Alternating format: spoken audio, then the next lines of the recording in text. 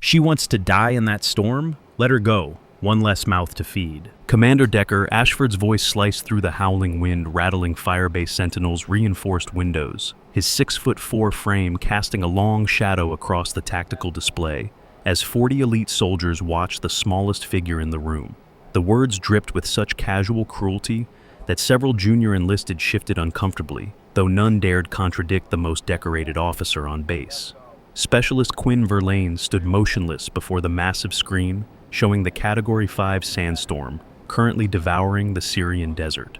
Her neon blue hair, the single splash of color on her small frame, drowning in an oversized logistics uniform, drifted slightly in the artificial breeze from overhead vents. Behind her, satellite imagery painted a nightmare in shades of brown and orange, a wall of sand 300 meters high moving at 120 kilometers per hour. Visibility reduced to absolute zero. 6 American hostages would be executed at dawn, 22 hours from now. The compound holding them sat 40 kilometers northeast, directly through the heart of what meteorological models classified as unsurvivable conditions. "I can reach them," Quinn said, her voice barely rising above the ambient hum of electronics. The command center erupted. Laughter bounced off concrete walls, the kind of sound that built on itself, feeding on collective mockery until it filled every corner of the space. Sergeant Mercer Coldwell, a grizzled 42-year-old senior NCO with sun-weathered skin and 20 years of desert deployments carved into the lines of his face, actually choked on his coffee. Lieutenant Emerson Crow, barely 26 and perpetually eager to align himself with power, elbowed his buddy and pointed at Quinn like she was the punchline to a joke everyone had been waiting for. Decker stepped toward her, combat boots grinding against polished concrete with deliberate menace. Muscles rippled beneath his desert camouflage as he moved, every inch the decorated warrior his ribbon rack proclaimed. Bronze Star, Purple Heart, Combat Infantry Badge. 15 years of service culminating in command of Firebase Sentinel, the most forward-deployed American position in Syrian theater.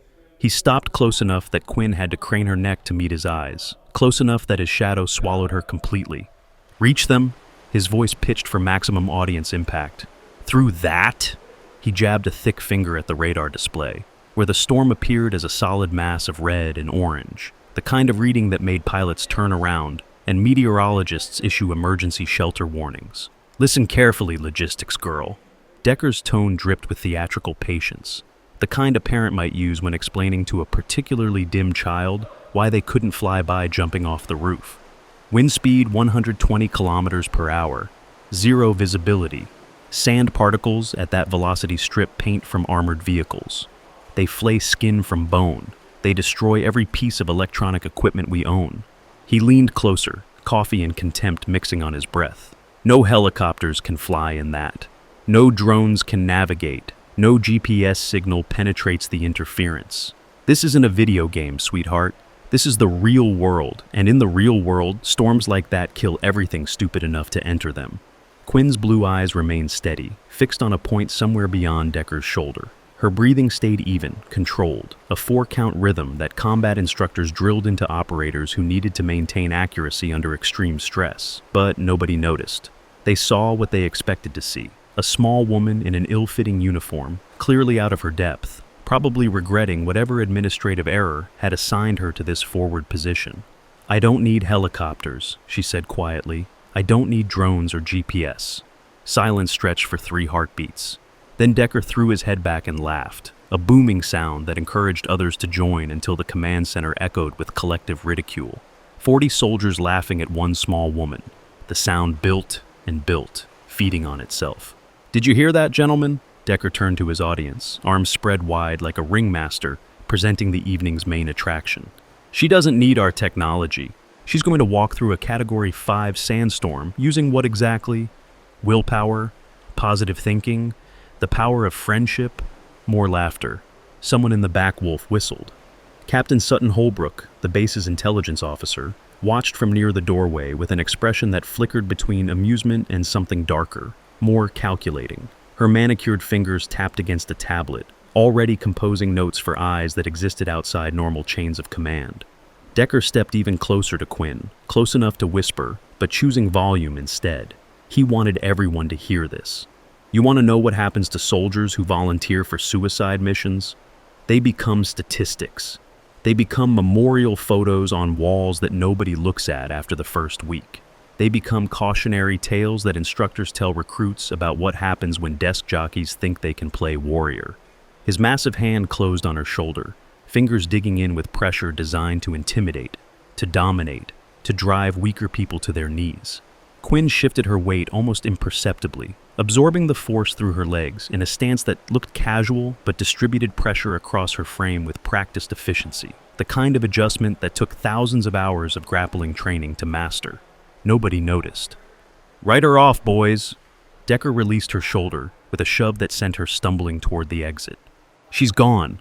Quinn caught herself against the doorframe, fingers finding purchase with an economy of motion that should have raised questions. She straightened, brushed down her uniform with methodical precision, and turned to face the room one final time. 18 hours, she said. "That's when I'll be back, with all 6 hostages." The laughter that followed her out the door was loud enough to drown out the storm. She just stepped into a storm no one believes she can survive, but what she brings back will bring everyone in that room to their knees. Hit that like button right now if you want to see that moment of total reversal. Master Sergeant Beaumont Waverly watched her go, with an expression that held nothing resembling amusement. At 55 years old, with 30 years of service including tours in every sandy wasteland America had deployed troops to since Desert Storm, Beau had witnessed things that would shatter most soldiers. He had trained alongside legends. He had buried friends in flag-draped coffins. He had learned to read people the way scholars read ancient texts. And something about the way that small woman had just walked out of the command center was triggering every combat instinct he possessed.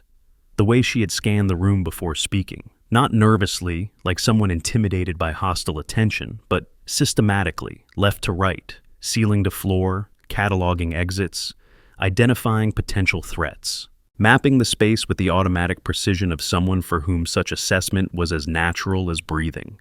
The way she had absorbed Decker's shove, not collapsing, not stumbling awkwardly, but flowing with the force in a manner that spoke of serious grappling experience. Aikido, perhaps, or something more specialized. Movement patterns that took years to develop. The way her breathing had remained perfectly controlled throughout the entire humiliation. 4 counts in, 4 counts out. Combat breathing. The technique they taught special operations candidates to maintain clarity under fire. Beau drifted toward the window, watching Quinn's small figure approach the base perimeter, where sand already began obscuring the barriers. She stopped at the edge of the storm, and from this distance he couldn't read her expression, but he could observe her posture shift. Shoulders squaring, stance widening, weight settling into her hips, preparing. And then, just before she stepped into that wall of swirling sand, he could have sworn he saw her smile. The storm swallowed her whole. She was gone. Decker waited until the door sealed before allowing his smile to fade. The transformation was subtle but complete. Jovial commander replaced by something harder, colder, eyes calculating odds that had nothing to do with a logistics specialist's survival chances. He crossed to Captain Holbrook with measured steps, pitching his voice below the ambient noise of the command center. "Her equipment stays here, all of it. Every piece of non-standard gear she brought gets cataloged, analyzed, and destroyed before morning." Holbrook's tablet already displayed Quinn's personnel file, the official version that showed nothing remarkable. And her communications devices? Especially those. Decker's jaw tightened almost imperceptibly. "Whatever she's carrying isn't standard issue. I want to know who she's been talking to and what she's been saying." "Understood, sir." "And Holbrook?" He caught her arm as she turned away. "This conversation didn't happen. She walked into a storm and died. End of story. Anyone who suggests otherwise gets transferred to the most remote posting I can find." Something flickered behind Holbrook's carefully neutral expression. Recognition, perhaps, or confirmation of suspicions she had been harboring. She nodded once and moved toward the equipment storage area where Quinn's abandoned kit waited for inspection. Across the command center, Beau Waverly had already drifted in the same direction, moving with the casual purpose of a veteran who knew how to be somewhere without appearing to have a destination. Quinn's gear sat on a bench near the door. Standard logistics pack, standard uniform elements, standard everything. Except none of it felt standard when he actually looked. He picked up her tactical knife, turning it in the overhead lights. The blade was honed to a mirror edge, the kind of sharpening that required specialized equipment and even more specialized knowledge. But it was the pattern of that edge that caught his attention. Asymmetric beveling, micro serrations near the base, design elements he had only seen in one place. A classified training facility where operators who officially didn't exist learned techniques that officially weren't taught. Problem, Master Sergeant? Bo looked up to find Lieutenant Ryland Thorne standing 3 feet away, handsome features arranged in casual inquiry that didn't reach his eyes. At 30, Thorne was young for his rank, having risen quickly through a career marked by efficiency and results. He also had a reputation for appearing at inconvenient moments and asking uncomfortable questions. "No problem, Lieutenant." Bo set the knife down carefully. "Just curious about our volunteer." "Curious?" Thorne's gaze tracked to the knife, then back to Bo's face. "About a logistics specialist with a death wish? About why a logistics specialist would carry equipment like this?"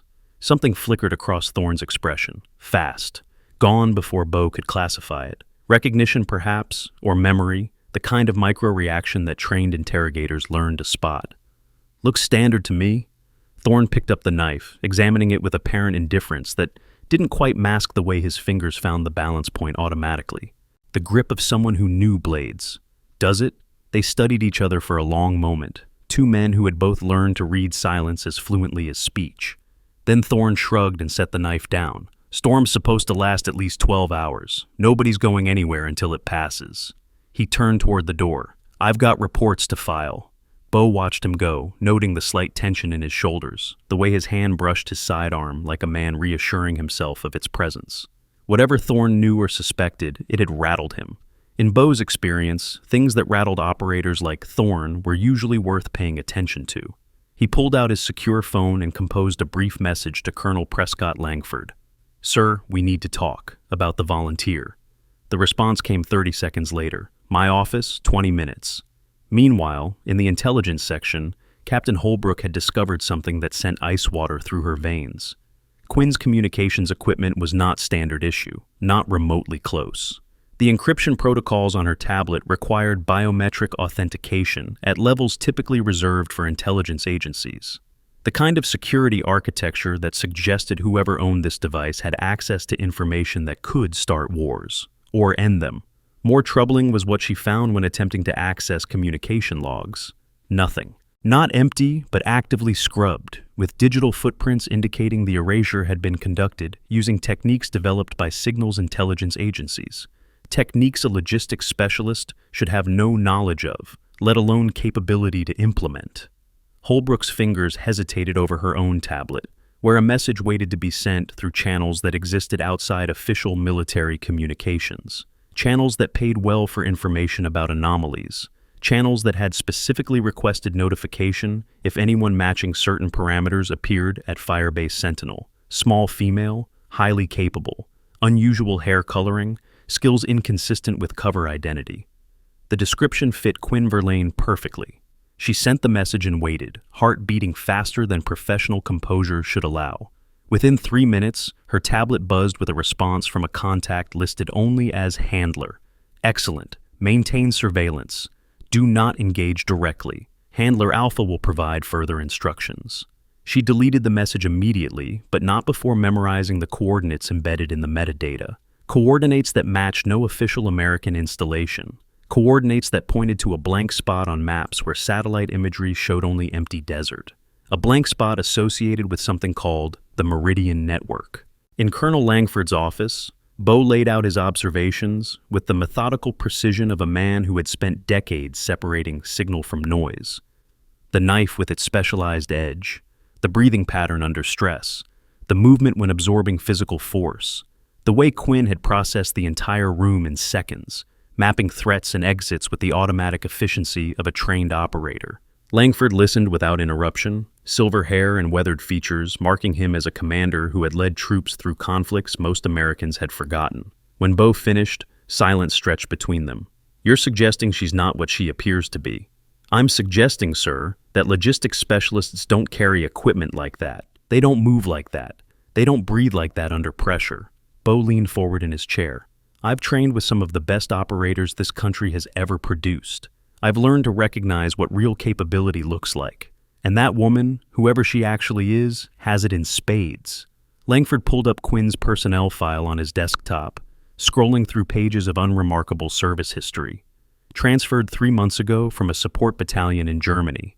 Adequate performance reviews, no disciplinary issues, no commendations. The perfect cover for someone who didn't want to attract attention. There are gaps in her record, Langford observed. 3 years unaccounted for between initial enlistment and her assignment to Germany. Yes, sir. And those gaps correspond exactly to the operational period of a unit I've heard rumors about. A unit that supposedly doesn't exist. Which unit?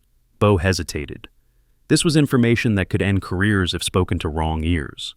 But Langford had been his commanding officer for 5 years, had proven himself trustworthy dozens of times over. They called it Omega, he said finally. Ghost operatives trained for exactly the kind of mission she just volunteered for.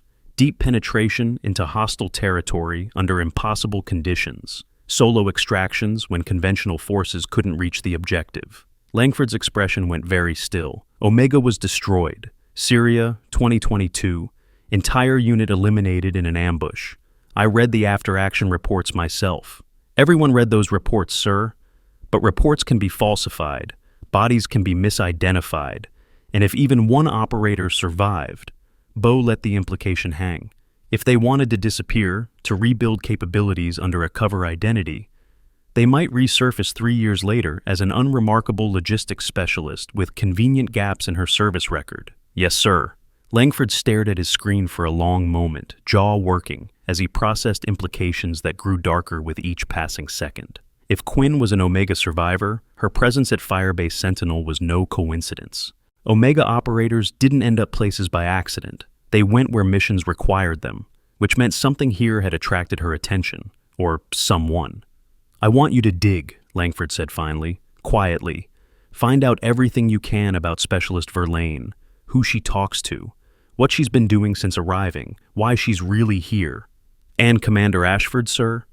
The question hung in recycled air. Langford's expression flickered, something uncomfortable passing behind his eyes before professional composure reasserted itself. What about him? He seemed very eager to let her go. Didn't question her capabilities, didn't try to stop her, just waved her toward a storm that should kill anyone who enters it. Bo kept his voice carefully neutral. Almost like he wanted her dead. That's a serious accusation, Master Sergeant. Yes, sir, it is. Langford was silent for another long moment. Then he nodded slowly, decision crystallizing behind weathered features. Look into that too, but quietly. Ashford has friends in high places. If you're wrong about this, it could end both our careers. And if I'm right, then we have much bigger problems than one missing logistics specialist. Hour 2 since Quinn entered the storm. Radio silence from her position, which surprised no one. Her communications equipment sat in pieces on Captain Holbrook's desk, being analyzed by technicians who grew increasingly confused by what they found. Military-grade encryption that shouldn't exist on equipment assigned to support personnel. Biometric locks that responded to no authorized user at Firebase Sentinel. Hardware modifications suggesting the device had been purpose-built for operations that officially never happened. In the command center, Decker paced like something caged. Earlier joviality completely evaporated. Every few minutes, he would check his personal tablet, reading messages that made his jaw tighten, sending responses his fingers typed with aggressive precision. Whatever communications he was having, they weren't traveling through official channels. Private Hadley Moss, 20 years old and fresh from advanced training, worked at a monitoring station near the back of the room. She had been assigned to Firebase Sentinel 3 weeks ago, her first real deployment, and everything about this place confused her. The tension between officers that crackled like static electricity, the way certain conversations stopped when she entered rooms. The logistics specialist with impossibly blue hair, who had just walked into conditions that meteorology classified as absolutely lethal. Sergeant Coldwell? She approached the senior NCO carefully, mindful of his reputation for zero patience with junior enlisted asking stupid questions. Permission to speak? Coldwell looked up from readiness reports with an expression suggesting her question had better justify the interruption. What is it, Private? That specialist. Verlaine. Why didn't anyone try to stop her? Stop her? Coldwell snorted loud enough to draw glances from nearby stations. She volunteered for a suicide mission. When someone wants to throw their life away that badly, you get out of their way and let Darwin sort it out. But she said she could make it. She said she'd be back in 18 hours with all 6 hostages. And I said I was going to win the lottery last week. Saying something doesn't make it true, Private. He turned back to his reports, clearly considering the conversation finished. But Hadley couldn't let it go. Something about the way Quinn had walked out of that room stuck with her. Not the walk of someone marching to certain death, not defeated or desperate or delusional, confident, controlled, like she knew something everyone else in that room didn't. What if she's right? Hadley pressed, ignoring the warning signs in Coldwell's expression. What if she can actually do it? The sergeant's head snapped up, weathered face twisted with irritation that bordered on anger. She's not right. She's a paper pusher with delusions of grandeur who's going to become another name on the memorial wall. Now get back to your station and stop wasting my time with hypotheticals that don't matter. Hadley retreated to her monitoring position, but the questions wouldn't leave her mind. She pulled up Quinn's personnel file, the publicly accessible version, and began reading through unremarkable details of an unremarkable military career. Transfer records, training completions, performance evaluations that praised administrative skills and noted no distinguishing characteristics. Nothing in that file suggested someone capable of surviving a Category 5 sandstorm, but nothing explained the gaps either. The advanced terrain navigation systems utilized in zero-visibility conditions represent technology now available in premium expedition solutions. Military-grade positioning equipment originally developed for special operations in sandstorm environments has been adapted for civilian extreme adventure use, offering the same classified-level accuracy that kept operators alive when standard electronics completely failed. Hour 4.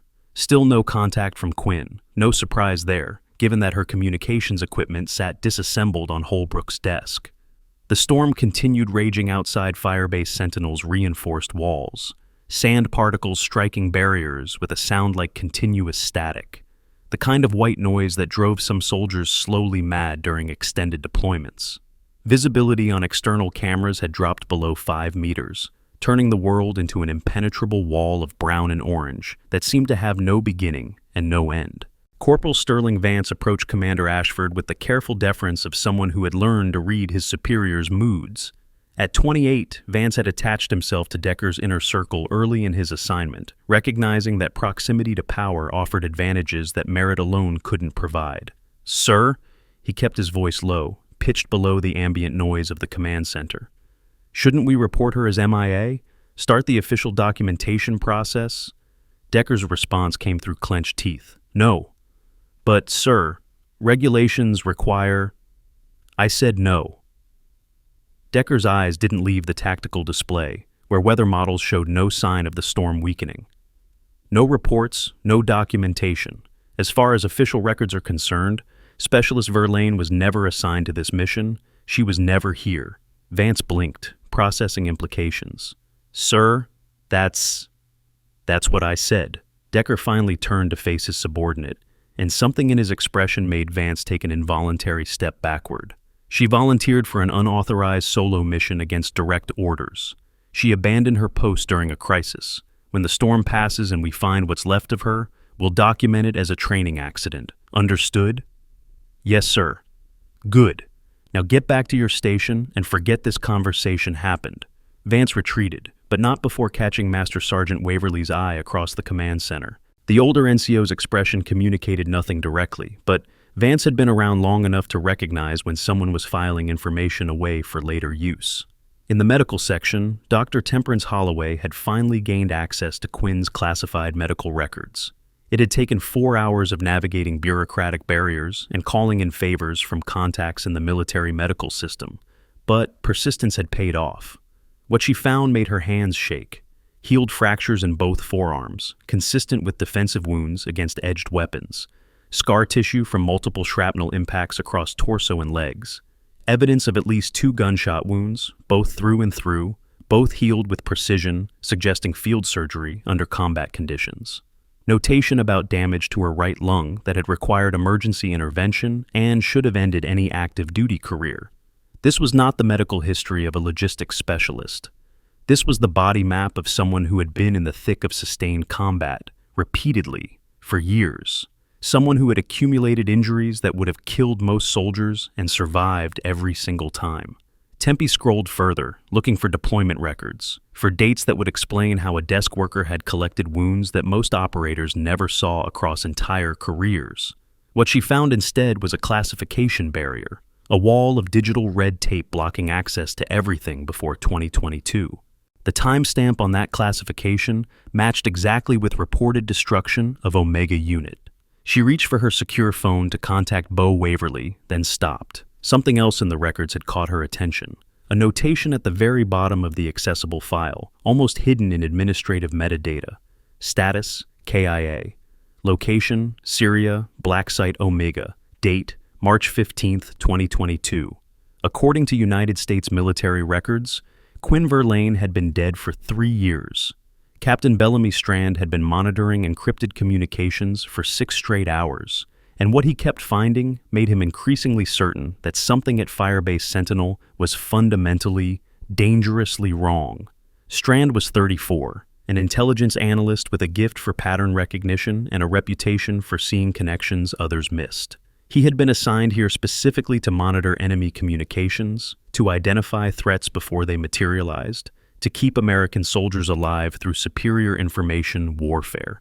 What he hadn't expected was finding threats inside the wire. The first anomaly had appeared 2 hours ago, a burst transmission from inside the base, encrypted using protocols that matched no official American system. Short, compressed, aimed at a satellite not listed in any database he could access. He had almost dismissed it as equipment glitch until he traced the origin point. Commander Decker Ashford's private quarters. The second anomaly came 90 minutes later. Same encryption signature, same destination, different content based on packet structure. Whatever Ashford was sending, he was transmitting regularly, going to considerable effort to ensure interception was impossible. Strand had intercepted it anyway. He couldn't decrypt the actual messages. The encryption was too sophisticated, possibly foreign origin, possibly beyond his clearance level to access breaking tools. But metadata analysis yielded secrets with every passing hour. The communications weren't random. They followed patterns suggesting a reporting structure, regular updates at scheduled intervals. The timing correlated with major events at the base. When Quinn arrived 3 months ago, when the hostage crisis began, when she volunteered for the rescue mission, someone was watching Firebase Sentinel from outside, and that someone was receiving regular updates from the commanding officer. Strand cross-referenced destination coordinates with every classified database he could access, searching for any mention, any connection. What he found was a single keyword, flagged at the highest classification levels available to him: Meridian, the Meridian Network. He had heard whispers, rumors passed between intelligence officers in secure facilities. An organization operating in shadows between nations, recruiting assets from every country, running operations serving agendas no single government controlled. The kind of conspiracy that seemed impossible until you started finding evidence. And now, he had evidence that Commander Decker Ashford, decorated American officer, was communicating with them regularly. Strand sat back, mind racing through implications. If Ashford was connected to Meridian, his behavior toward Quinn took on entirely new dimensions. Not simple contempt for an unqualified volunteer, something calculated, something purposeful. He had let her walk into a storm that should kill anyone who entered, made no effort to stop her, actively encouraged her departure, ordered her equipment destroyed before she even cleared the perimeter, almost like he wanted to ensure she never returned. Hour 6. The storm reached peak intensity. Wind speeds climbed past 140 kilometers per hour. External cameras showed nothing but solid brown, sand so thick the barriers themselves had become invisible. Inside Firebase Sentinel, soldiers hunched over stations and tried not to think about what that kind of wind did to exposed human flesh. Decker stood at the tactical display, watching weather models that offered no hope of improvement. His expression had settled into something resembling satisfaction, the look of a man whose plans were proceeding exactly as expected. "Natural selection at work, gentlemen," he announced to no one in particular. "The desert has a way of eliminating those who don't belong here." But across the command center, Bo Waverly had noticed something that contradicted that comfortable narrative. The radar showed a glitch, a momentary blip cutting through solid storm interference, something moving through the sand at speed and heading consistent with a human walking northeast, toward the compound, toward the hostages. He blinked, checked again. The blip was gone, lost in electronic noise. Maybe equipment malfunction. Maybe his eyes playing tricks after hours of staring at screens. Or maybe Quinn Verlaine was still alive out there. He didn't mention it to anyone, not yet. Not until he had more evidence. But he began watching the radar with renewed intensity, waiting for the next glitch, the next impossible signal that would confirm his suspicions. The storm raged on, and somewhere in its heart, a ghost was walking. Lieutenant Ryland Thorne couldn't sleep. He had retreated to his quarters after the confrontation at the equipment bench, claiming fatigue, but his mind wouldn't stop cycling through memories he had spent 3 years trying to bury. Omega Unit. 7 operators trained for missions that officially never happened. He had been the 8th candidate, washed out during final selection because his psychological profile showed insufficient tolerance for extended isolation. They sent him back to conventional forces while his classmates went on to become ghosts, legends, the operators that other operators whispered about in classified briefings. 6 months later, they were all dead, ambushed during a mission in Syria, overwhelmed by forces that shouldn't have known their position, their route, their extraction timeline. The after-action report listed 7 killed in action, 7 bodies recovered, 7 flags presented to families told their loved ones died in training accidents because the truth was too classified to share. Thorne had never believed the official story. The operation had been compromised. Someone leaked their position. The ambush was too precise, too perfectly timed to be coincidence. He had spent 2 years investigating, calling in favors, accessing files above his clearance level. What he found pointed to betrayal from inside the unit itself. One of the 7 had sold out the others, provided intelligence to an enemy network in exchange for payment or ideology, or something else entirely. The evidence pointed to Operator 7. Codename, Phantom Prime, the woman with specialized infiltration skills and distinctive blue hair who had been reported as first to die when the ambush began. Except Thorne had always harbored doubts about that too. The body recovered from the ambush site had been badly burned, identified primarily through dental records that could have been falsified. Confirmation of death came from sources that might have had reasons to lie. And now, a woman matching that exact description had appeared at Firebase Sentinel 3 months ago, using a cover identity with convenient gaps, volunteering for a mission into the exact region where Omega Unit had been destroyed. Thorne pulled up the classified photograph he had memorized years ago. 7 operators in desert camouflage, faces obscured but builds visible. One of them, the smallest, had a distinctive feature the camera couldn't quite capture but that witnesses had described in debriefs. Blue hair, neon blue. A regulation violation her superiors overlooked because her capabilities made her irreplaceable. The woman who walked into the storm matched that description perfectly. Either the greatest coincidence in military history had just occurred at Firebase Sentinel, or Phantom Prime was still alive. And if she was alive, if she had faked her death and spent 3 years hiding, she had a reason. Revenge, perhaps. Against whoever betrayed her unit. Against whoever arranged for 7 of the most capable operators in American history to die in a sandy ravine while enemy forces closed from every direction. Thorne pulled up another file, one he had assembled himself over years of investigation. Names, dates, connections, a web of evidence pointing toward a leak, toward a handler, toward someone positioned to know Omega's movements and sell that information to the highest bidder, someone currently serving at Firebase Sentinel. He stared at the name at the center of his web for a long moment. Then he began composing a message to contacts he hadn't spoken to in years. If Phantom Prime was back, she was back for a reason. And Ryland Thorne intended to be ready when she revealed it. Hour 8. The radar glitch appeared again. Bo saw it clearly this time. A definite signal cutting through interference. Movement. Human-sized. Heading northeast at a pace that should have been impossible in those conditions. The signature held for 3 full seconds before vanishing back into noise. What in the world? He adjusted filters, bizda, trying to recapture the contact. Problem, Master Sergeant. Specialist Ren Halstead had wandered over from communications, young face creased with the boredom of someone who had been staring at static for too long. Equipment malfunction, but Bo's mind was racing. That wasn't a glitch, that was a contact. Something or someone was out there, moving through a storm that every expert insisted was unsurvivable. He thought about what he knew, what he suspected. The knife with its specialized edge, the breathing pattern, the movement when absorbing force, the gaps in service records, the classified medical file showing injuries that should have been fatal twice over. Phantom protocol. He had heard the term once, years ago, from an instructor who had drunk enough to let slip things that shouldn't have been spoken. A navigation technique developed for exactly this scenario. Moving through zero visibility conditions using methods that predated GPS, required no technology, relied on skills so demanding they could only be mastered by operators who trained for years under conditions that would break normal soldiers. The technique had supposedly died with the operators who knew it, but what if one of those operators was still alive? Bo composed a text to Colonel Langford. Radar anomaly, possible contact moving through storm. Heading consistent with hostile compound location. Recommend continued monitoring. The response came immediately. Confirmed. Keep this between us. Ashford not to be informed. That confirmed something else Bo had suspected. Langford was worried about Ashford, worried enough to keep operational intelligence from his own executive officer, which meant the investigation was yielding results that went beyond a single logistics specialist with unusual background. He settled back and fixed attention on the radar display.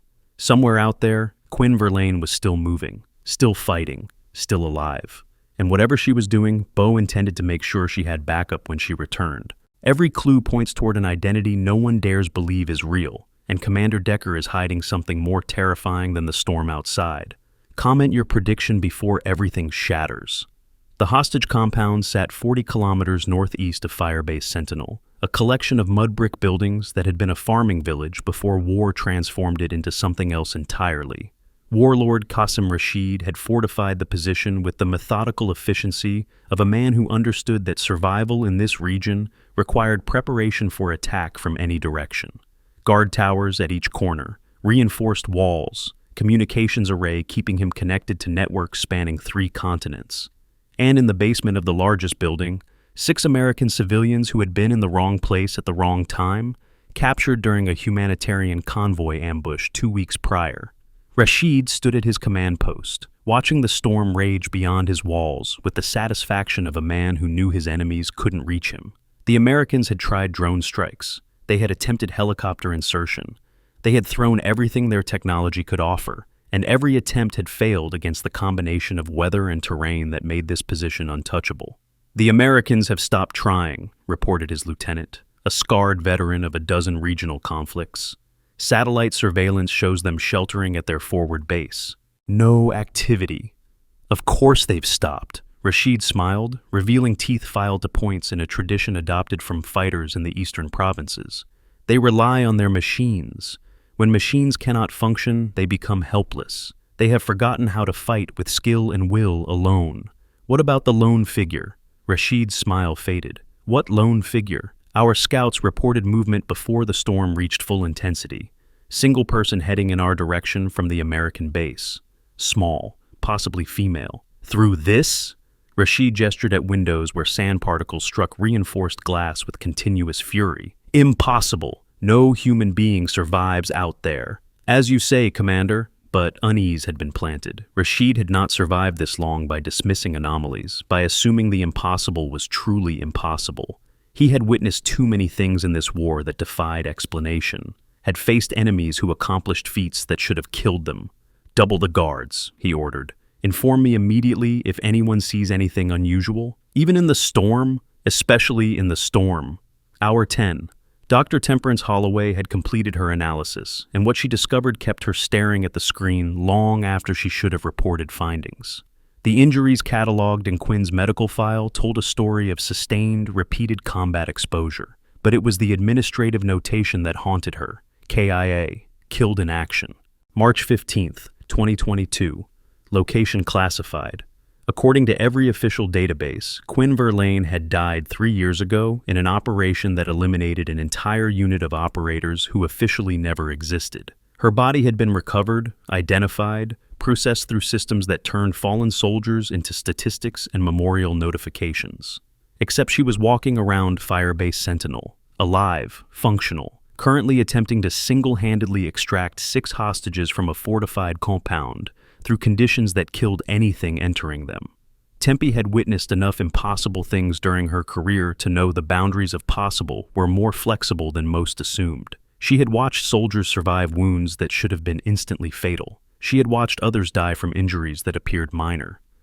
The human body was capable of extraordinary resilience when driven by sufficient motivation, but returning from documented death was a different category of impossible, unless she had never actually died. Tempe pulled up the classified report on Omega Unit's destruction. 7 operators killed, 7 bodies recovered, 7 families notified, but identification details were sparse, limited by recovery conditions and operational classification. In theory, someone wanting to disappear could use ambush chaos to fake their own death. Find another body of similar build, modify dental records. Stage a scene that would convince even thorough investigators.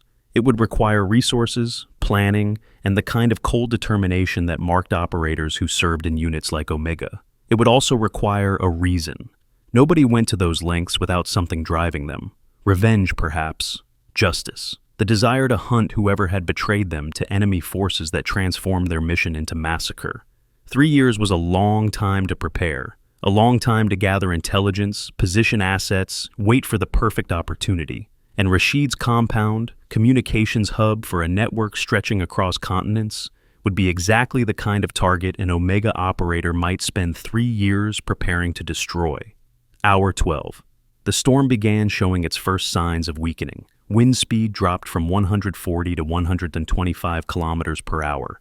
Visibility increased from 0 to perhaps 15 meters. Still catastrophic by any normal measure, but a change nonetheless. In Firebase Sentinel's command center, Warlord Rashid's voice crackled over captured radio frequencies. The Americans had been monitoring his communications since the hostage crisis began, listening to demands, threats, timetables for execution. Americans! Your rescue mission has failed. Your soldier is dead. Watch your people die at dawn. The words hung in recycled air, heavy with implication. Decker's face showed no reaction, but his fingers tightened on his tablet until knuckles went white. Around the command center, soldiers exchanged uneasy glances.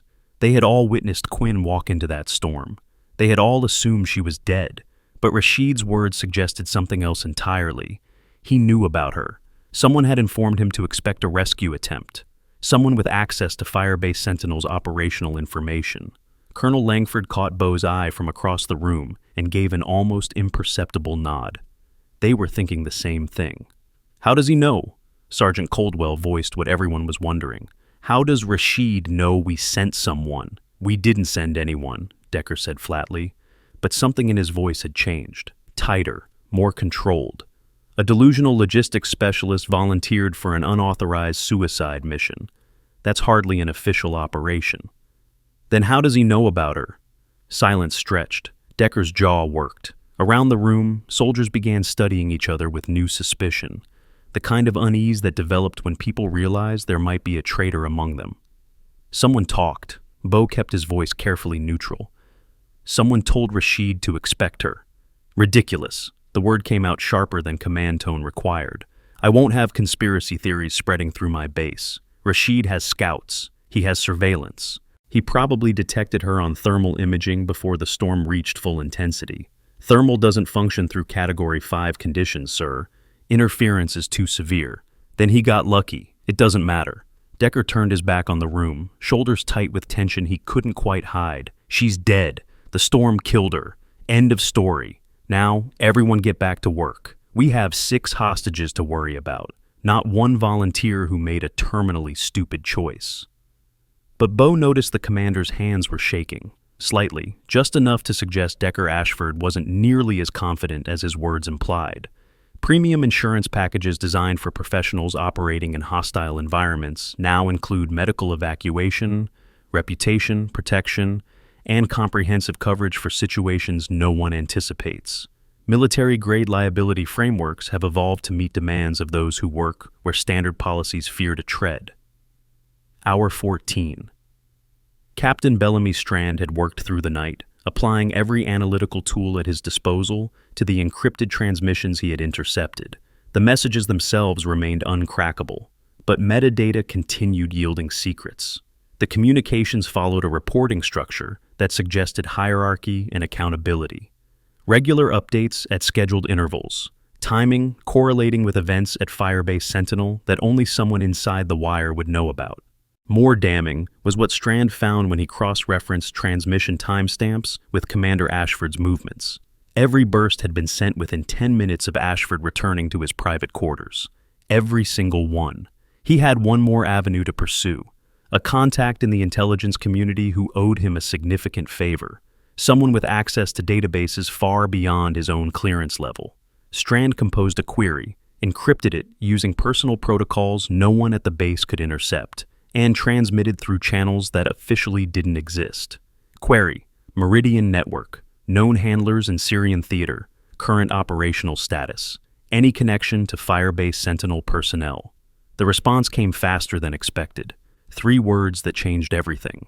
Highly classified. Stand by. Then, 30 seconds later, Meridian Handler Designation Alpha. Location: Firebase Sentinel. Priority target. Surveillance authorized. Strand stared at the message for a long moment, then began composing a very different kind of report. One that would go to people who specialized in eliminating threats wearing American uniforms. The radar anomaly appeared again at hour 14, and this time it wasn't alone. Bo adjusted filters, enhanced resolution, ran the signal through every processing algorithm the system offered. What emerged made his breath catch. Multiple contacts, not one but several, moving in formation toward Firebase Sentinel. The pattern was too organized for enemy forces, too purposeful for random travelers. Tight grouping, controlled pace, military precision. "Sir," he approached Langford quietly, pulling him aside from the main group. "You need to see this." The colonel's weathered face cycled through several expressions as he processed radar data. Multiple signatures, moving fast, coming from the direction of Rashid's compound. How many? 8 confirmed, possibly more obscured by interference. Enemy forces? Movement pattern suggests otherwise, sir. Formation discipline, controlled spacing, either highly trained military or... Bo hesitated, hardly believing what he was about to suggest. Or someone bringing hostages home. Langford stared at the display for a long moment. That's impossible. No one could... Phantom protocol, sir. If she's really Omega, if she really knows those techniques... He let implication hang. Then impossible isn't the word we should be using. The colonel was silent for several seconds. Then he reached for the command phone. Medical teams to staging positions, security to defensive perimeter, but weapons tight until positive identification. He paused, letting implications sink in. And find me Captain Strand, immediately. Decker had noticed the activity. His face had gone the color of old paper, earlier confidence evaporating with every meter the formations covered on radar. He stood frozen at his station, one hand drifting toward his sidearm in a gesture that might have been unconscious. "Sir," Corporal Vance approached with careful deference. "Should we send a patrol to intercept?" "No," the word came out strangled. "No one leaves this base. Direct order." "But sir, if those are the hostages..." "I said no." Volume drew attention from across the command center. Decker modulated with visible effort. "We don't know what those contacts are. Could be enemy forces using storm cover. Could be a trap. We wait for positive identification. And if it's Specialist Verlaine, if she actually succeeded..." Something flickered behind Decker's eyes. Fear. Calculation. The look of a man watching carefully constructed plans crumble in real time. "Then we deal with that when it happens. Now, get back to your station and stop asking questions." Hour 16. The storm had weakened enough for visual confirmation. Firebase Sentinel's external cameras, cleared of the worst sand accumulation, revealed a scene that made every soldier in the command center stop breathing. 8 figures emerged from settling dust. 7 walked in tight formation, the loose stumbling gait of civilians pushed beyond normal limits by a journey through conditions that should have killed them. 6 of those 7 wore tattered remains of civilian clothing, faces marked by exhaustion and dehydration, and the kind of relief that came from realizing survival was actually possible. The 7th and 8th figures moved differently, hands bound behind backs, professional military bearing despite restraints, the posture of men who understood they were prisoners and had accepted the fact. And at the front of the formation, leading them all, walked a small figure with blue hair whipping in dying wind like a flag of defiance. Quinn Verlaine, alive, victorious, coming home. The radio crackled with her voice, calm and controlled, despite 18 hours in conditions that killed everything entering them. Firebase Sentinel, this is Specialist Verlaine. Package secured, 6 souls, plus 2 bonus. Request medical teams and security detail for prisoner processing. Silence in the command center, 40 soldiers staring at screens and cameras, and the impossible sight of one woman accomplishing what entire battalions had failed to achieve. Decker's face had gone completely white. His hand gripped his tablet so hard the casing creaked. Bo Waverly allowed himself a small smile, and somewhere in the back of the room, Private Hadley Moss whispered what everyone was thinking. She actually did it. She's about to walk through those gates, and what she's carrying will destroy everything Commander Decker built over 15 years. Turn on notifications now, because the next 10 minutes will change absolutely everything. The storm continued to weaken, Quinn continued to approach, and inside Firebase Sentinel, the reckoning was about to begin. The gates of Firebase Sentinel groaned open, sand still swirling in the dying storm, as Quinn Verlaine led her formation through the perimeter. Medical teams rushed forward to receive the hostages, their training taking over as they assessed 6 civilians who had spent 2 weeks awaiting execution and 18 hours walking through conditions that should have killed them. But every eye in the courtyard was fixed on the small woman with blue hair at the front of the column. Quinn walked with the steady pace of someone who had accomplished exactly what she set out to do. Her uniform was torn in multiple places, sand caked into every fold of fabric, but her posture remained straight, her breathing controlled. Behind her, the 2 bound prisoners moved with the resignation of men who understood their situation completely. 40 soldiers had gathered in the courtyard. More watched from windows and doorways. Phones appeared in hands, recording devices capturing what would become the most shared footage to emerge from Syrian theater in years. Master Sergeant Bo Waverly stepped forward as Quinn approached, falling into step beside her without breaking her stride. Verlaine! His voice pitched low enough for only her to hear. Hell of a walk. Had good weather. The ghost of a smile crossed her face. Most of the way, those 2 prisoners, they important? Meridian operatives. Communications specialists from Rashid's compound. Quinn's eyes swept the crowd, cataloging faces, reading expressions, identifying threats with the automatic precision of someone for whom such assessment was instinctive. They have information about network handlers throughout the region. Bo processed that statement and its implications. Network handlers, including anyone at this base? Quinn didn't answer directly. Her attention had fixed on Commander Decker Ashford, who stood frozen near the command center entrance, his massive frame somehow diminished by the expression of barely controlled panic twisting his features. Master Sergeant, her voice remained quiet, conversational. In approximately 3 minutes, things are going to get complicated. I'd appreciate it if you positioned yourself somewhere useful. Bo had survived 30 years of combat by recognizing when someone who knew more than him was giving good advice. He nodded once and began drifting toward a position that offered clear sightlines to both Quinn and the commander. Colonel Langford emerged from the command center, his weathered face showing an expression that mixed disbelief with something approaching awe. He intercepted Quinn before she could reach the entrance. Specialist Verlaine, the formality felt strange given circumstances. You need medical attention. I need 5 minutes in your office first, sir. With Captain Strand and Master Sergeant Waverly present. Quinn's eyes never left Decker, who had begun edging toward the motor pool. And I'd recommend having security detain Commander Ashford before he reaches any vehicles. Langford's expression sharpened. That's a serious statement, Specialist. Yes, sir, it is. Quinn finally met his eyes directly. I have evidence that Commander Ashford has been communicating with the Meridian Network for at least 18 months. Evidence that he provided operational intelligence leading to the deaths of American service members. Evidence that he knew about my mission before I left and informed Rashid's compound to expect me. The courtyard had gone completely silent, 40 soldiers processing words that accused their commanding officer of treason. Decker stopped moving. His hand drifted toward his sidearm, then froze as he realized how many eyes were watching.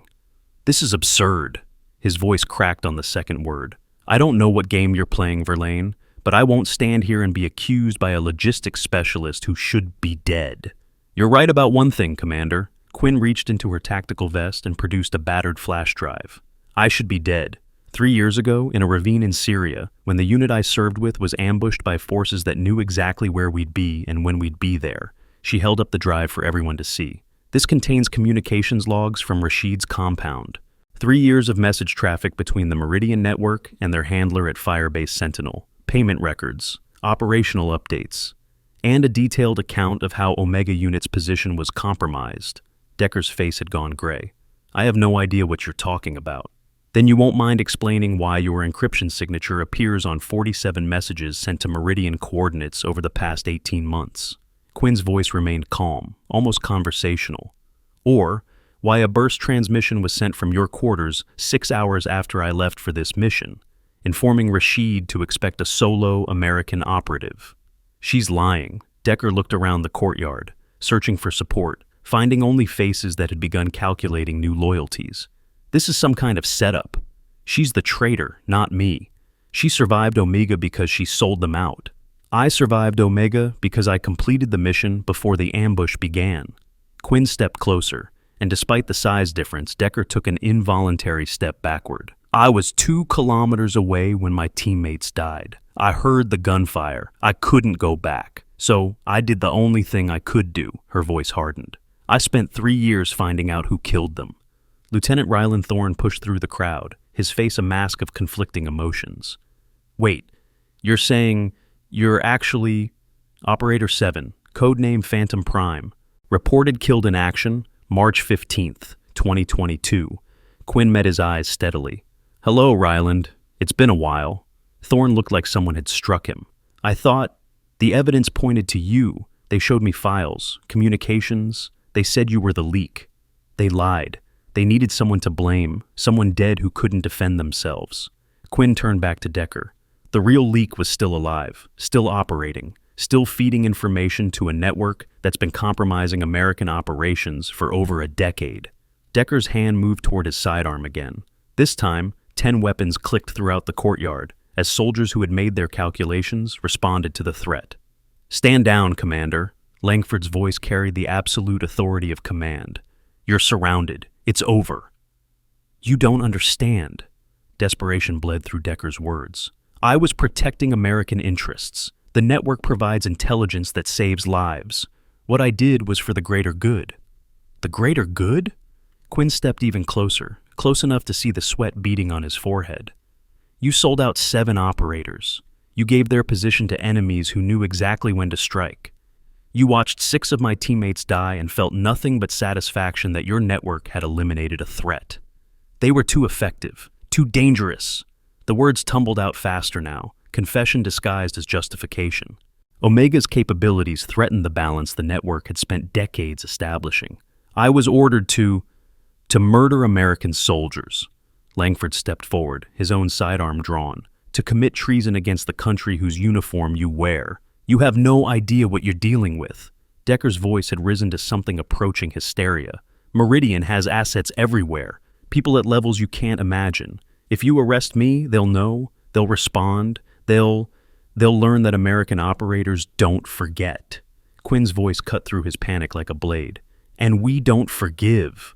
Security personnel moved in, professionally efficient despite the chaos of the moment. Handcuffs clicked around wrists that had commanded thousands of soldiers. A decorated career ended with the click of metal on metal. As they led Decker away, he twisted to look back at Quinn.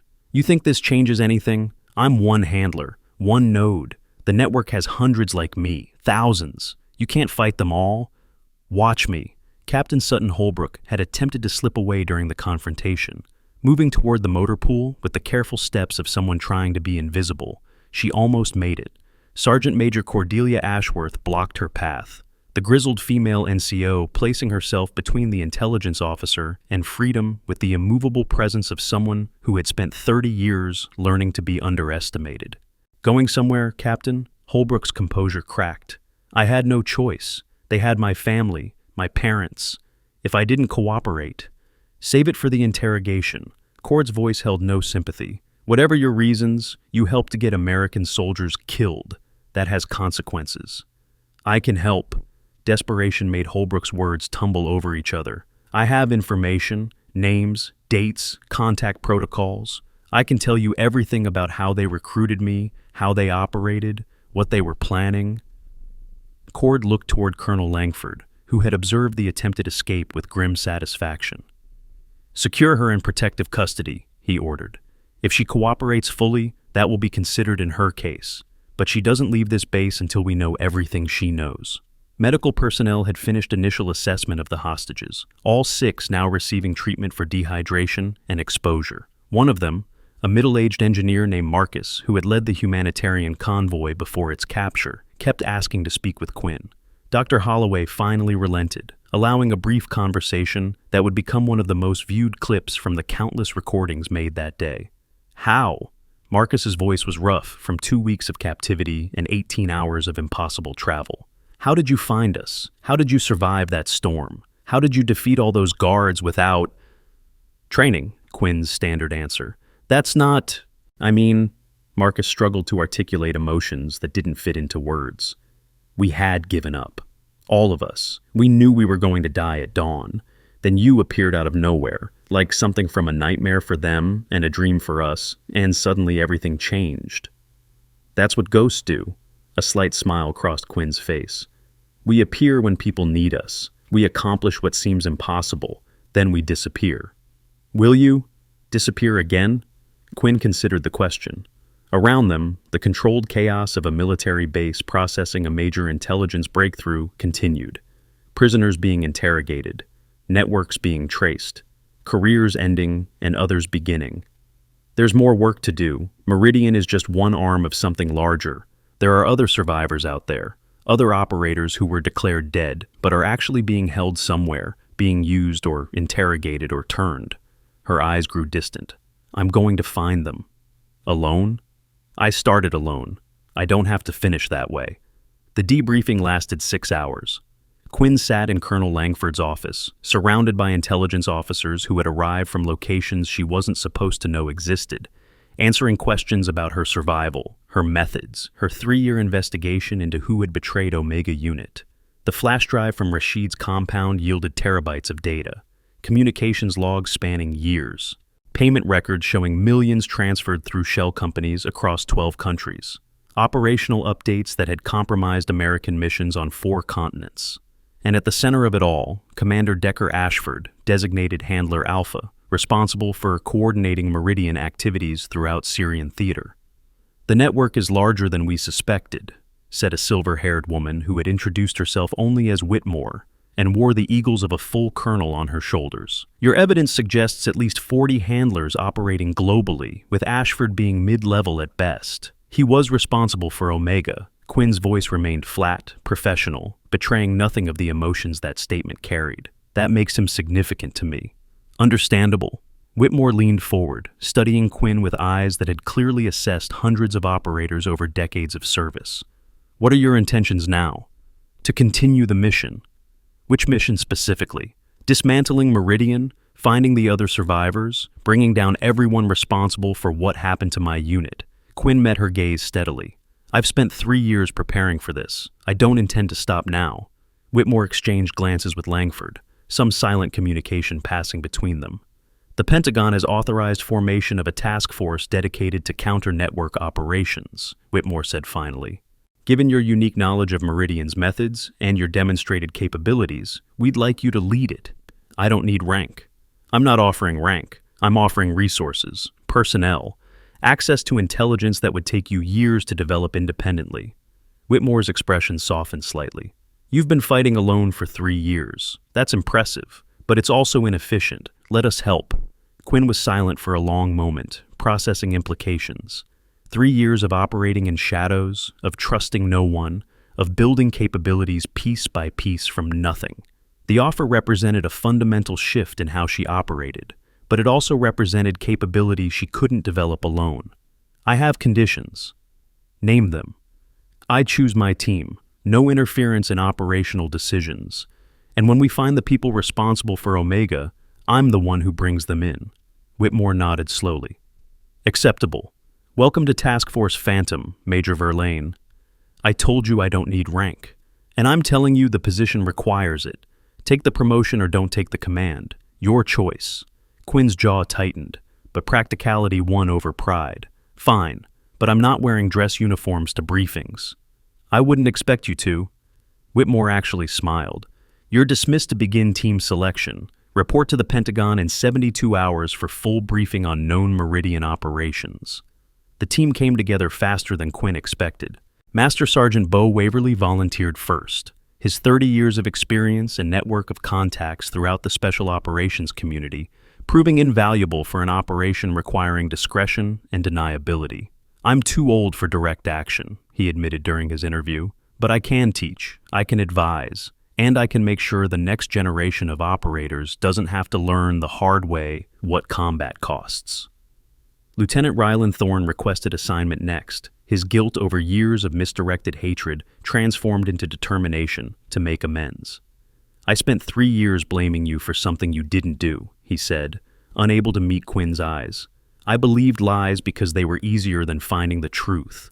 I owe you more than I can ever repay. Then help me finish what Omega started. That's payment enough. Private Hadley Moss submitted her application the morning after Quinn's return, the young soldier's request including a handwritten letter explaining why she wanted to join. You showed me what's possible, she had written. When everyone said something was impossible, you did it anyway. I want to learn how. I want to be the kind of soldier who walks into storms and comes out the other side with people who needed saving. Quinn approved her application for specialized training. The next generation of operators had to start somewhere. Captain Holbrook, facing charges that could have ended her career in freedom, was given a choice: full cooperation in exchange for protective custody and eventual rehabilitation. The intelligence she provided filled volumes, identifying Meridian assets across 3 continents and exposing methods that the network had spent decades perfecting. They approached me 18 months ago, she explained, during one of many debriefing sessions. Showed me photographs of my parents at their home in Virginia, said if I didn't cooperate, bad things would happen to people I loved. And you believe them? I investigated, found evidence they had followed through on similar threats before. 3 intelligence officers across different agencies, all with family members who died in accidents that weren't accidents. Holbrook's voice carried the hollow tone of someone who had made impossible choices and lived with consequences. I'm not asking for forgiveness, I'm just explaining why I did what I did. You helped them compromise American operations. You helped them track my position during the storm. I know. Tears tracked down Holbrook's face. I know what I did, and I'll spend the rest of my life trying to make up for it. Quinn studied her for a long moment. Professional assessment warring with personal anger, pragmatism struggling against the desire for simple vengeance. The information you provided has already led to 3 arrests in other theaters. If you continue cooperating, if your intelligence continues proving accurate, I'll recommend leniency in your case. Why would you do that? Because Meridian exploited your vulnerabilities. They turned your love for your family into a weapon against your country. That makes you a victim as much as a perpetrator. Quinn stood to leave. And because I need people who understand how the network operates. Your perspective is valuable, even if how you gained it was unforgivable. Chief Warrant Officer Garrison Blackwood arrived at Firebase Sentinel 72 hours after Quinn's return, transported on a military aircraft diverted from its scheduled route at Pentagon orders. He was 62 years old, gray-haired and weathered by decades of service spanning conflicts from Vietnam through the present day. Decorations filled 3 rows on his uniform, and his eyes held the weight of someone who had watched too many friends die and too many enemies survive. He was also the only other confirmed survivor of Omega Unit. The reunion took place in a secure conference room, away from cameras and recording devices. When Blackwood saw Quinn, his iron composure cracked completely. Tears traced lines down weathered cheeks as he crossed the room and embraced her with the fierce desperation of someone who had believed themselves alone for 3 years. Quinn, his voice broke on her name. It's really you. Hello, Garrison. It's been a while. They told me you died first. When the ambush started, I saw the body they recovered, or what they said was your body. He pulled back to study her face, as if memorizing features he had mourned. I spoke at your memorial service. I know, I watched from the back row. You gave a good speech. How? The question encompassed everything. How did you survive? How did you disappear? How did you spend 3 years hunting while everyone who loved you thought you were dead. How did you do it? I completed the mission before the ambush hit. Was already extracting with the package when everything went wrong. By the time enemy forces overran our position, I was 2 kilometers away. Her voice went flat, mechanical, the way words had to come out when they carried too much weight to bear. I could hear the gunfire. I couldn't go back. Couldn't help them. The body they identified as you? Enemy fighter with similar build. I modified the dental records before I left theater. Made sure identification would stick. She paused. I needed to disappear. Needed time to find out who sold us out. Couldn't do that if Meridian knew I survived. 3 years, Blackwood shook his head slowly. 3 years of hunting. Alone. Not entirely alone. I had contacts who helped. Resources I developed over time. But yes, mostly alone. Quinn met his eyes. And now I have confirmation that I'm not the only survivor. There are others, from other units. Operators declared dead who are actually being held somewhere. What are you talking about?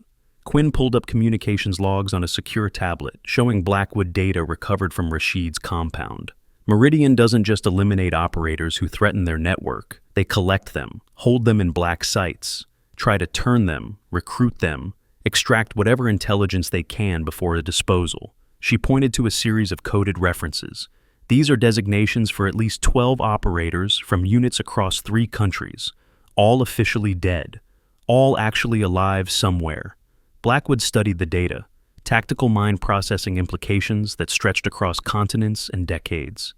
You're proposing a rescue operation, multiple targets, unknown locations, against a network that's been operating successfully for longer than most of these operators have been alive. I'm proposing we finish what Omega started, take Meridian apart piece by piece, starting with their leadership and working through every handler, every asset, every safe house until there's nothing left.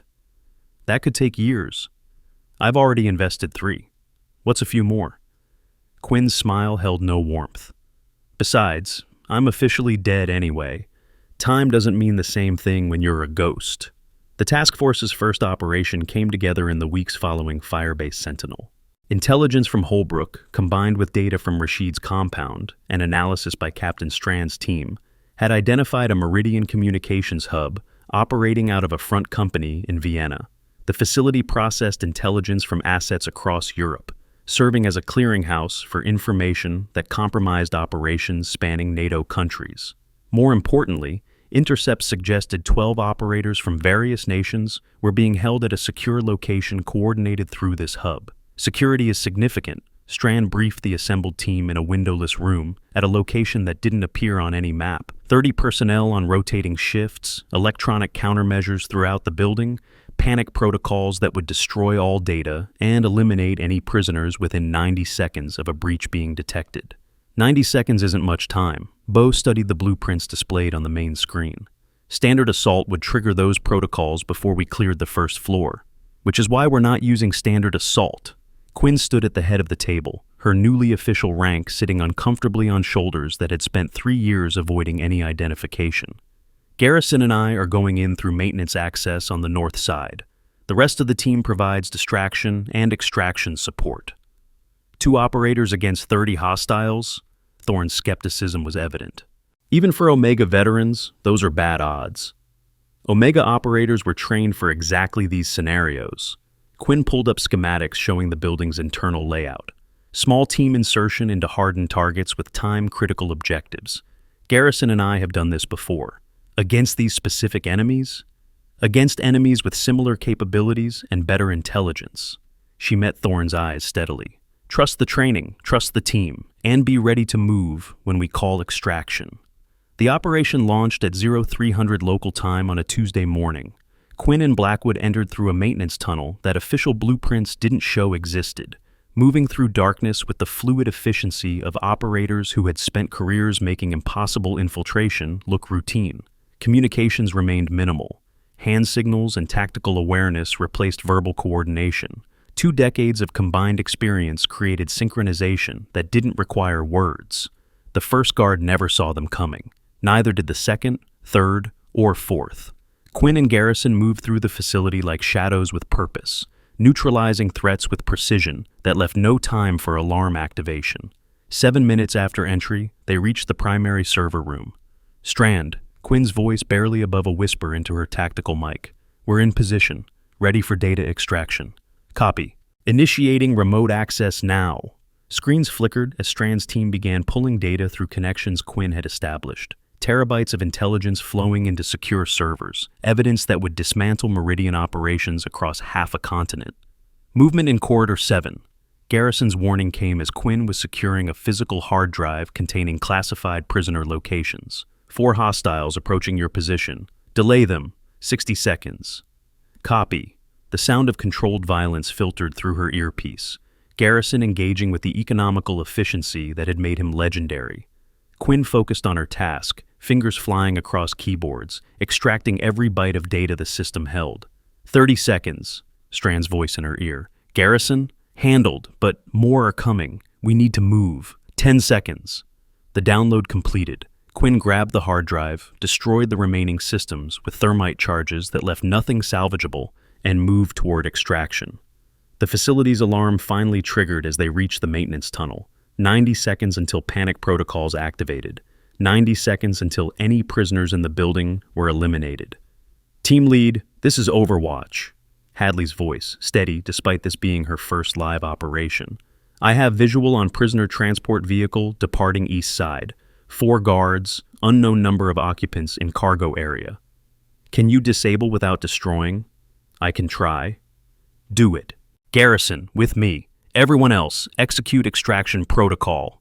The next 90 seconds became a masterclass in coordinated chaos. Hadley's precision shot disabled the transport vehicle's engine block without penetrating the cargo area. Quinn and Garrison intercepted on foot, neutralizing guards with efficiency that made additional violence unnecessary. The cargo doors opened to reveal 8 people in orange jumpsuits, thin, exhausted, bearing marks of extended captivity, but alive. American, one of them asked, voice rough from disuse. Are you American? We're getting you out. Quinn helped the first prisoner from the vehicle. All of you, right now. There are more, underground. They took 4 others yesterday, said they were being transferred. We'll find them. Quinn met the prisoner's eyes, making a promise she intended to keep. We'll find all of you. The extraction went smoothly despite complications.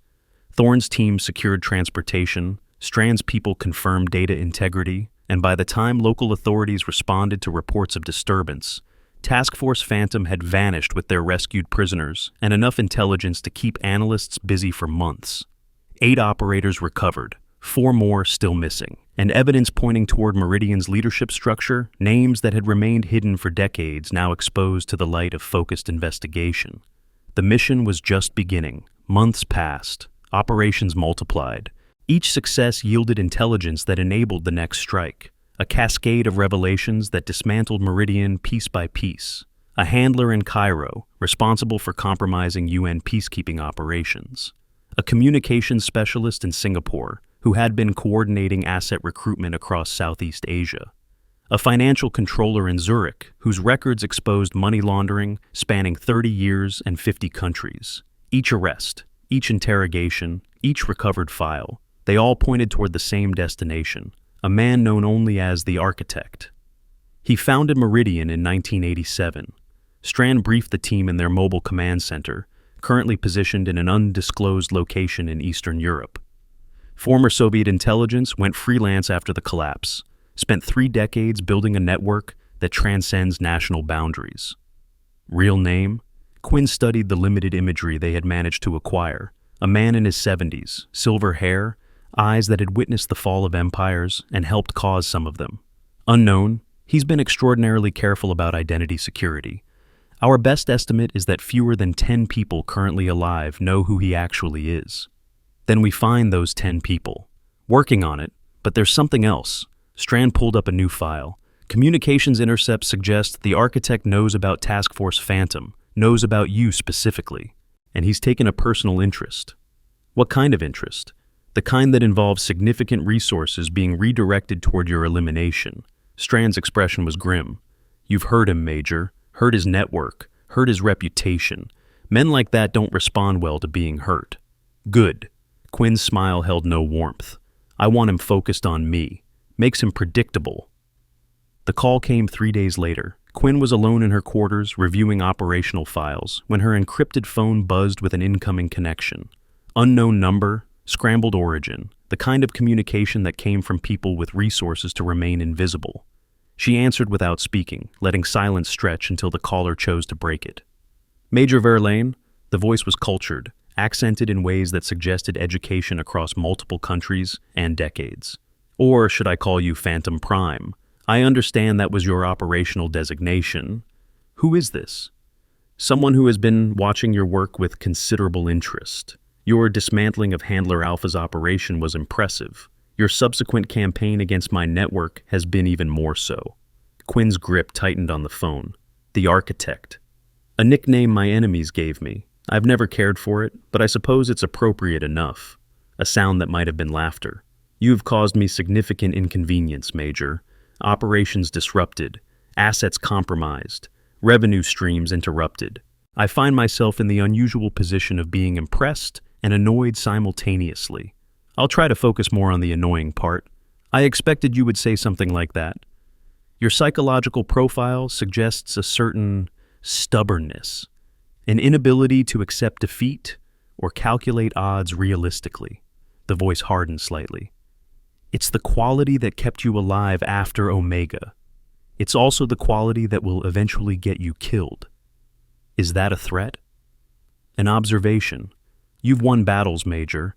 Impressive battles, but you haven't won the war. Meridian has survived worse than you. We've survived the collapse of nations, the fall of ideologies, the deaths of everyone who ever tried to destroy us. A pause. We will survive you as well. Your handlers might disagree, the ones currently in custody, I mean. Assets are replaceable, networks can be rebuilt. What cannot be replaced is reputation, and that is where you've truly wounded me. The voice carried something that might have been genuine emotion. You've made my organization appear vulnerable. In my business, appearing vulnerable is fatal. Then I look forward to watching you die. Silence stretched for several seconds. When the Architect spoke again, his voice had changed. Colder, harder, the mask of civilized discourse dropping to reveal something more primal beneath. I'm going to tell you something, Major, because I believe you deserve to know before the end. Your unit, Omega, they weren't eliminated because they threatened my network. They were eliminated because they discovered something I couldn't allow to become public knowledge. Quinn's blood ran cold. What are you talking about?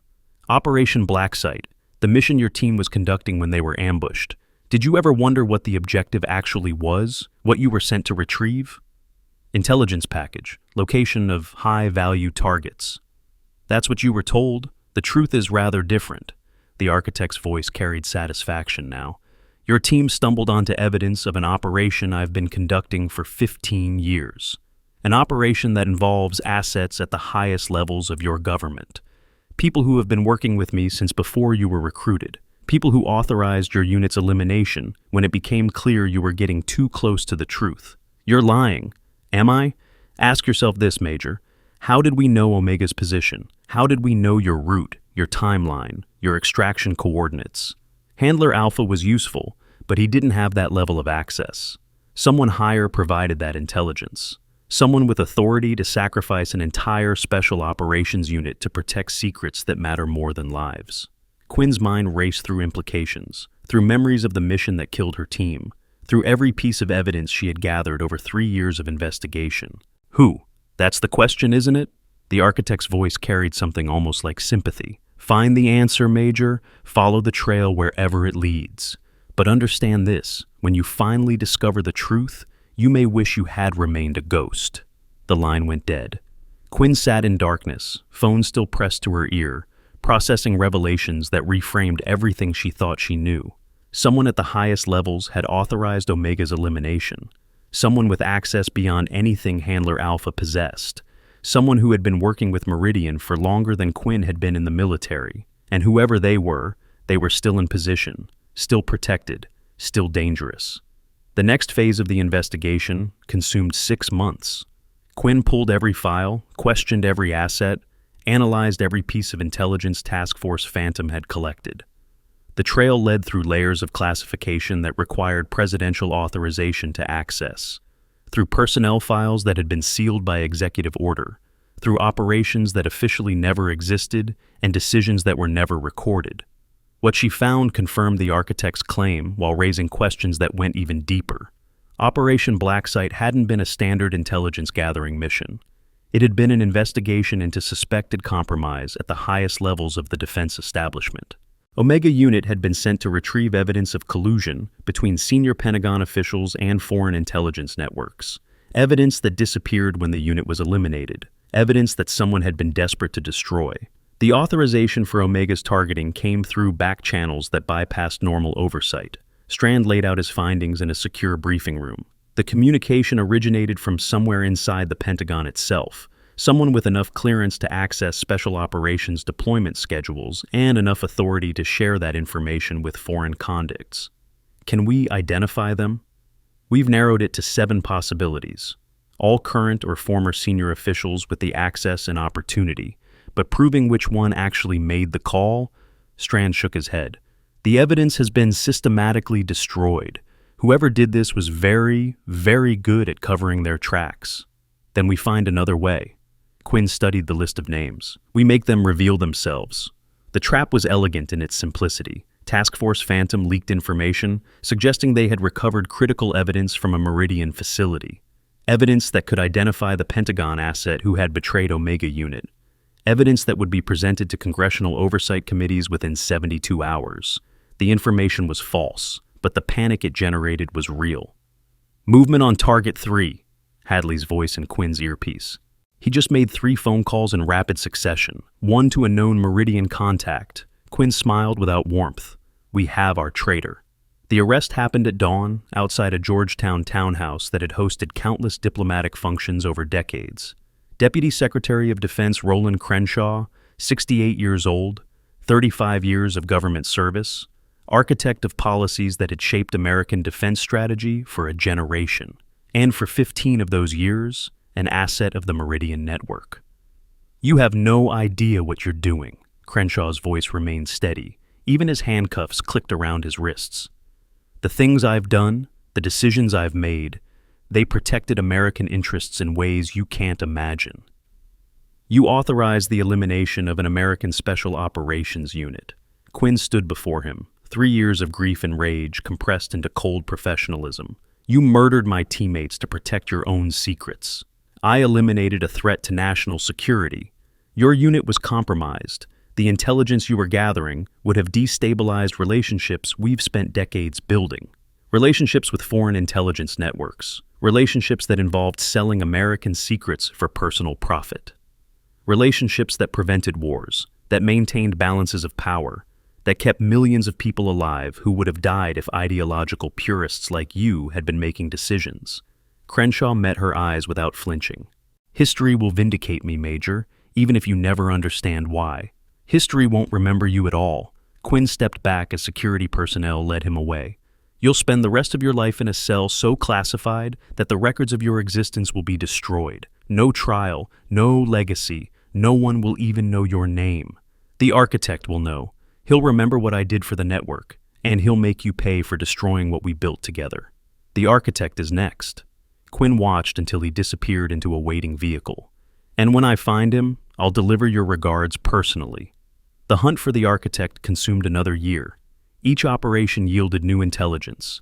Each interrogation revealed another piece of the puzzle. The network contracted under sustained pressure, handlers eliminated or arrested, communication channels disrupted, financial infrastructure systematically dismantled. But the architect himself remained elusive, always one step ahead, always anticipating their moves, always vanishing before they could close the trap.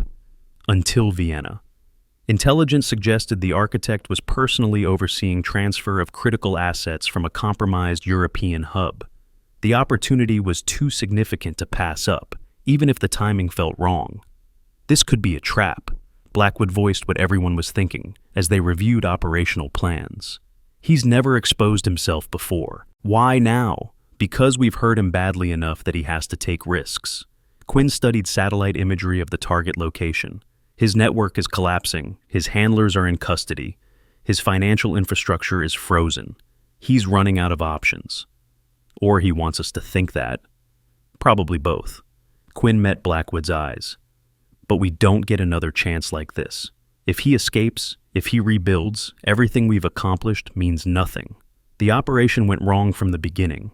The facility was heavily defended, far more so than intelligence had suggested.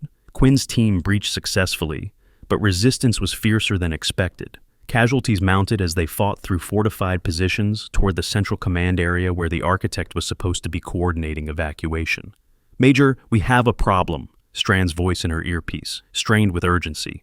"The building's been rigged. Explosives throughout the structure. Timer shows 4 minutes. Can you disarm?" "Not remotely. Someone would have to reach the central detonator and... Location? Basement level. Same area our intelligence says the architect is operating from." Quinn made the calculation in half a second. "Team, extract immediately. That's an order." "Major, you can't..." "I said extract. Now." She moved toward the basement access while her team fell back toward extraction points. The explosives meant the architect intended to die rather than be captured. Or it meant he had another way out and planned to bury anyone following him. Either way, she had to try. The basement was eerily quiet after the chaos above. Emergency lighting cast red shadows across industrial equipment and server racks that hummed with processing power. At the far end of the space, a silver-haired man in an expensive suit stood before a control panel, fingers moving across displays. "Major Verlaine," the architect didn't turn around. "I wondered if you'd come yourself. The psychological profile suggested you would, but profiles can be wrong. Step away from the console. In a moment. I'm just finishing some final arrangements." His fingers continued moving. "You know, I've been in this business for 40 years, built something remarkable, influenced events that shaped history. And now it ends in a basement in Vienna with a woman who should have died 3 years ago. It ends with you in custody, answering for decades of treason and murder. Does it?" The architect finally turned to face her. He looked tired, old, the weight of empire visible in every line of his face. "I set those explosives myself, Major. I know exactly how much time remains. Less than 2 minutes now, not enough for you to disarm them and capture me, barely enough for you to escape. Then we both die. Perhaps, but I've lived a full life, built something that mattered. What have you accomplished? A few arrests, some disrupted operations. The network will survive. It always survives." He smiled sadly. "You fought well, better than anyone I've faced. But in the end, we're both just pieces on a board that was set before either of us was born." "The board's about to change." Quinn moved, fast, training taking over where conscious thought would be too slow. The architect tried to react, but decades behind desks had dulled reflexes that were never developed for direct combat. She had him restrained in 3 seconds. Control panel in 5, fingers flying across the interface, searching for the detonation override. "You can't stop it." The architect's voice carried satisfaction, even in defeat. "The code is biometric. Only I can disarm the sequence, and I assure you, I have no intention of doing so. Then you'll die with me." I accepted that possibility when I set the charges. He met her eyes with something that might have been respect. "You really would have stayed, wouldn't you? Let the building come down rather than let me escape." Without hesitation. "Remarkable." The architect was quiet for a moment. "My network is dead. My legacy is destroyed. Everything I built crumbles around me, but I can still admire an enemy who fights with genuine conviction." 40 seconds on the timer. "There's a maintenance tunnel." The architect's voice had changed, resignation replacing defiance. "Behind the server rack on the eastern wall. It leads to a drainage system that exits 200 meters from the building." Quinn stared at him. "Why are you telling me this?" "Because you've earned it, and because dying here means nothing. The network is gone. Killing you won't bring it back." He smiled thinly. "Consider it professional courtesy. One warrior to another." 30 seconds. Quinn made her decision, grabbed the architect by his restraints and moved toward the eastern wall, found the concealed access, dragged him into the tunnel as the timer counted down behind them. They emerged into cold night air as the building collapsed behind them. Extraction teams were waiting, alerted by her team who had refused to leave entirely despite orders. "You actually saved him." Blackwood stared at the handcuffed man Quinn had dragged from the wreckage. "After everything he did, he has information we need, names of remaining assets, locations of hidden resources, knowledge that dies with him if I let that building crush us both. Quinn met Blackwood's eyes. Justice doesn't require death. Sometimes it requires something harder. The architect said nothing as they loaded him into the transport. But his expression suggested he understood exactly what kind of justice awaited him. Years of interrogation, decades of captivity, watching everything he built dismantled piece by piece while he provided the information that made it possible. A fate worse than death for a man whose identity was defined by control. The trials were classified, held in facilities that didn't officially exist before judges who would never be named. Crenshaw, the architect. Dozens of handlers and assets who had spent careers betraying their countries. Justice served in shadow, which seemed appropriate given the nature of their crimes. The recovered operators, 12 eventually found across facilities on 3 continents, required months of rehabilitation. Some returned to service. Others couldn't. All carried scars that would never fully heal, but they were alive and free, and that counted for something. Task Force Phantom continued operations for another year, mopping up remnants of Meridian's network, pursuing leads that emerged from interrogations and recovered intelligence. The work was never truly finished, but the organization that had compromised American operations for decades had been functionally destroyed. Quinn stood before the memorial wall at Firebase Sentinel 1 year after her return, studying faces of teammates who would never grow old. 6 operators who had trusted her, fought beside her, died while she survived. We got them. She spoke quietly to photographs that couldn't hear. All of them. Everyone responsible for what happened to you, the handlers, the assets, the leadership, they're all either dead or in custody. She touched each face in turn, a farewell and a promise combined. I know it doesn't bring you back. Nothing brings you back. But I needed you to know that someone remembered, someone fought, someone made them pay for what they did to you. Footsteps approached from behind. Bo Waverly, older now, ready for retirement he had earned a dozen times over. Pentagon's asking about your future plans, he said quietly. Task Force Phantom is being formally dissolved. Mission accomplished according to the brass. And what do they want from me? Training command, passing on what you know to the next generation. Comfortable posting, regular hours, chance to shape how future operators approach impossible missions. Bo paused. It's a good offer. Quinn was silent for a long moment, studying faces that had once been filled with life and purpose. Tell them I'll think about it. Is that a yes or a no? It's, I'll think about it. She turned from the memorial. There are still operators out there who were declared dead and never recovered. Still networks operating in shadows that we haven't identified yet. Still work to be done. There's always more work. That's the nature of what we do.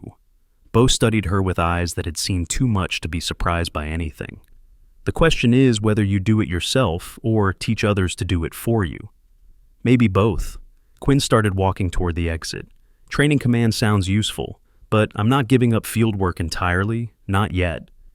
Didn't think you would. Bo fell into step beside her. You know, your grandfather was the same way. Couldn't stay behind a desk no matter how many promotions they offered him. Quinn stopped. You knew my grandfather? Served with him, briefly, early in my career. Hell of an operator, hell of a teacher. Bo smiled at the memory. He used to say something I've never forgotten. The mission never ends. It just changes hands. I think he'd be proud of the hands his legacy ended up in. They walked out of Firebase Sentinel together into sunlight that felt warmer than it had in years. Behind them, the memorial wall held 6 faces that would never be forgotten. Ahead, the future held whatever missions came next. And somewhere in shadows that would never fully disappear, other operators trained to do the impossible. Learned techniques that had been passed down through generations. Prepared to become ghosts themselves when their country needed them. The mission never ended. It just changed hands. Quinn Verlaine, Phantom Prime, officially returned from the dead and finally at peace with the living, walked into that future without looking back. Some storms you survived, some storms you became, and some storms you learned to walk through, emerging on the other side with everyone who needed saving. That was the job.